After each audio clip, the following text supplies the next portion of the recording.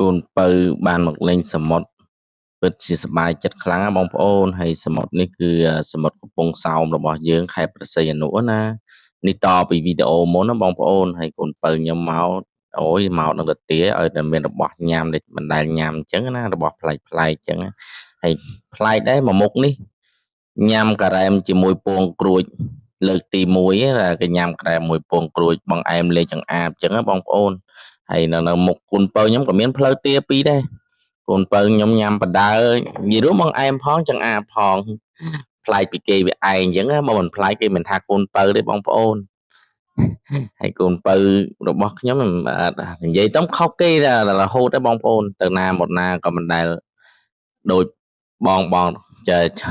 ចែរបស់គេដែរនិយាយរួមហូបអីក៏ប្លែកធ្វើអីក៏ប្លែកនិយាយរួមប្លែករហូតបងប្អូនប្លែកហើយបងប្អូនដែលធ្លាប់ញ៉ាំបង្អែមជាមួយចង្អាបលេគ្នាទេបងប្អូននេះកូនពៅខ្ញុំហើយកំពូលកូនពៅហើយកំពុងញ៉ាំប្រើអារម្មណ៍អណ្ដែតអណ្ដូងបណ្ដើរហើយថាឲ្យប៉ាទៀតណាមាត់នៅមិនស្ងៀមមកពេចប្រប៉ោចថាឲ្យមិនបានហើយទេសភាពនៅឆ្នេរសមុទ្រកំពង់សោមរបស់យើងនេះខ្ញុំតើតាមដល់ឆ្នេរអូយទាលទេបងប្អូនហើយមកលើកទី1ដែរមកទៅជីកទម្រាំតែរកសមុទ្រឃើញអញ្ចឹងណារកកន្លែងដែលមានខ្សាច់លេងមានទេសភាពស្អាតទម្រាំទៅដល់ឆ្នេរអូឈើទាលអញ្ចឹងណាហើយវីដេអូមុនខ្ញុំទៅដល់ឆ្នេរអូឈើទាលហើយនេះជាវីដេអូក្រោយប៉ុន្តែមុនទៅដល់ឆ្នេរអូឈើទាលខ្ញុំនេះជាវីដេអូដែលខ្ញុំទៅឆ្នេរអូឈើទាលបងប្អូនហើយកូនពៅរបស់ខ្ញុំក៏ញ៉ាំបាយញ៉ាំអីរួចអញ្ចឹងក៏ដើរលេងកំសាន្តអញ្ចឹងណាព្រោះមកដល់កំពង់សោមម្ដងមិនដែលមកលេងទេបងប្អូនពេលម្ដងនៅមិនស្ងៀមទេកូនពៅរបស់ខ្ញុំដើរលិចដើរកើតទៅឆ្វេងទៅស្ដាំខ្ញុំនេះកាមេរ៉ាមែននេះកំពុងតែតាមថតរូបកូនពៅដើរមើលទេសភាពមើលគេមើលឯងអញ្ចឹងហើយទឹកសមុទ្រកំពង់សោមរបស់យើងពិតជាស្រស់ស្អាតណាស់បងប្អូន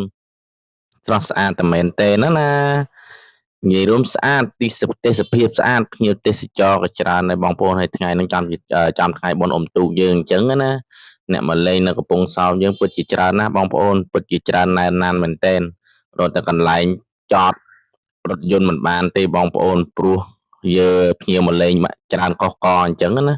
ហើយយើងក៏ពិបាករកកន្លែងចតដែរបើបងប្អូនចង់មកលេង